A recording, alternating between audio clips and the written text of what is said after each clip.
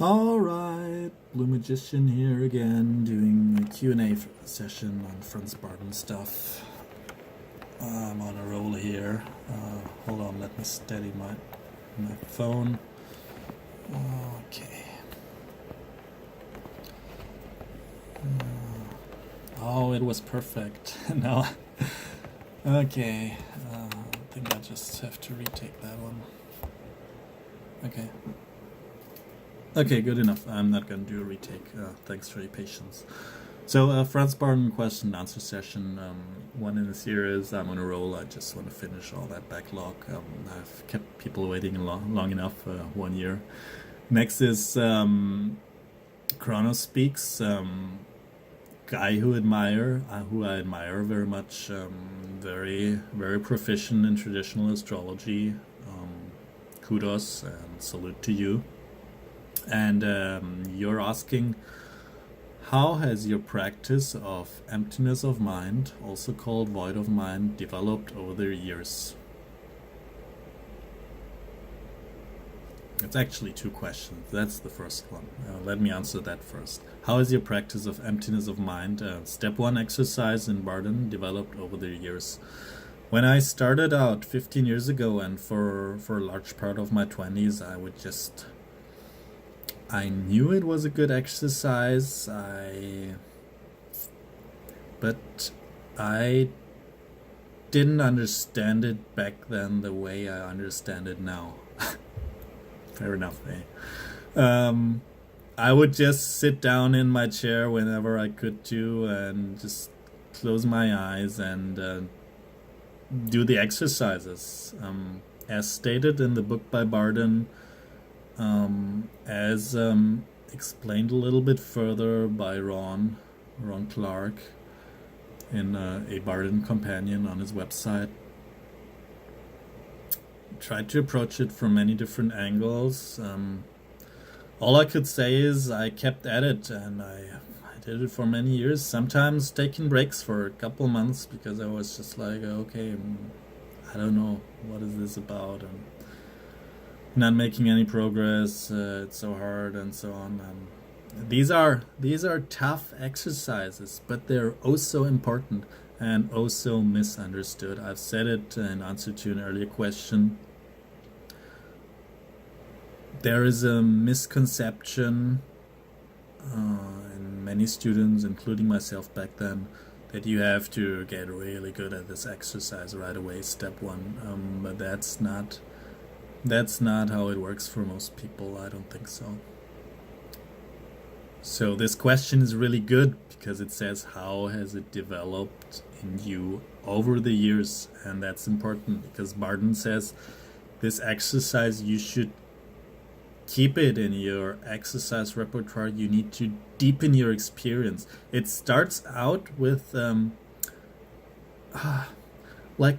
you're starting out like a small kid trying to learn to walk, and you're stumbling and falling down, and these legs and feet are like, how do they work?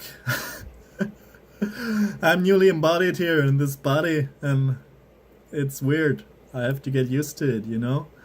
So stumbling around in the beginning, just don't take it too seriously. Just try to cultivate an air of lightness. I realize I'm moving on to advice, whereas you just asked me for my experience, but I'm sort of giving advice to myself back then, 15 years ago.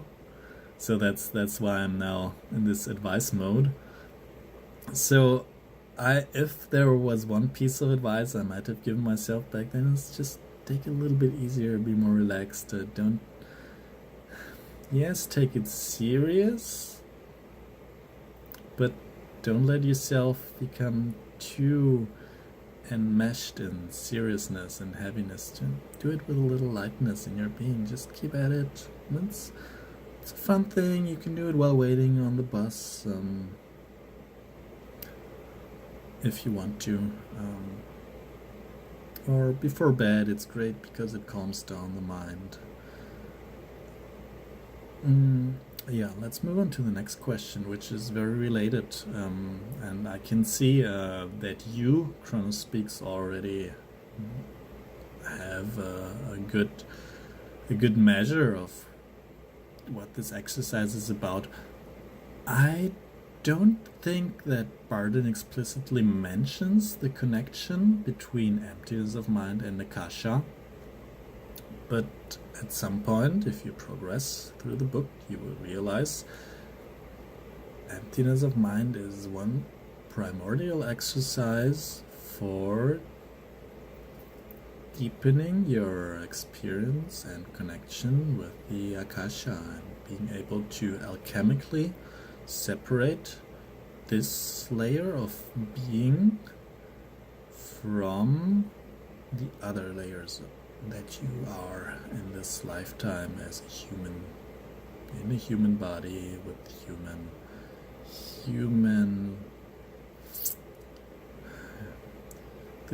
your consciousness focused on being a human. Okay, so the question is, what was your experience of Akasha?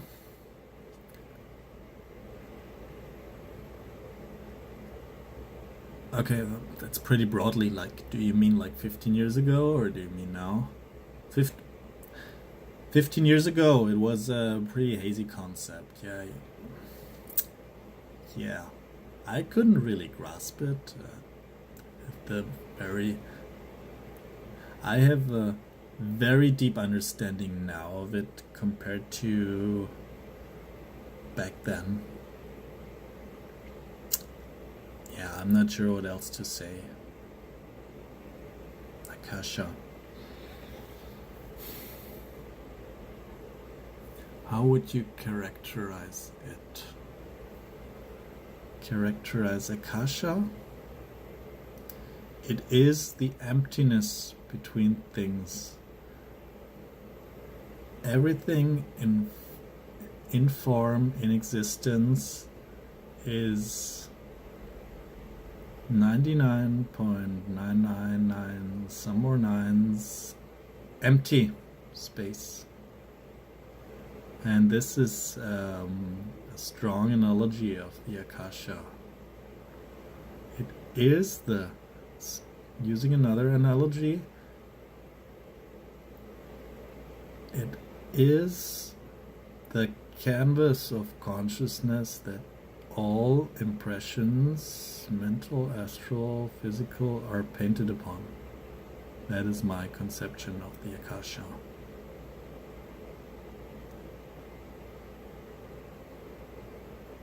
And the way our core consciousness changes itself by way of relating to the painting on the canvas, and possibly also the canvas itself, is what brings birth or interacts heavily with the mechanism of cause and effect of karma. As such, Akasha is also called the causal plane or the karmic plane. How did you integrate it into your life? Wow, that's a good question. There is meditation, spaciousness, detaching from the mind. In meditation, at home, in a safe and probably very still environment, in peace, separate from mundane life. And then there is practice in everyday mundane life, and that is one super important element of it. When you have an argument with someone, or when you just talk to someone and you realize their beliefs are a bit different, that is, for example, one excellent application of the Akasha, where you want to take on more of that Akashic consciousness. Create some space. Just realize you're not your beliefs on the mental plane. You can just be. You don't even need to think. There's the guy in front of you making noises with his mouth like I'm making now. the Akashic plane or mode of existence. The consciousness is focused on that and just being and watching what arises, the compassionate, calm, neutral, pure, essentially good, loving observer. That's something to cultivate, and that is expression of the Akasha and relating to the Akasha in everyday life. Very beautiful, very powerful. And you can practice it right away.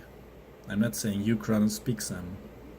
I'm addressing whoever is viewing this and whoever might benefit from this, because it's so important, and it is at the core of Bardon's course. It is at the core of occult practice.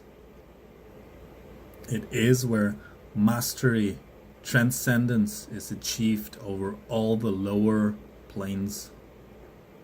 It is, as Bardon calls it, the one fulcrum, point of balance and power, where it is the mighty throne for your consciousness to take seat upon and command all the outside forces, all the spirits in existence.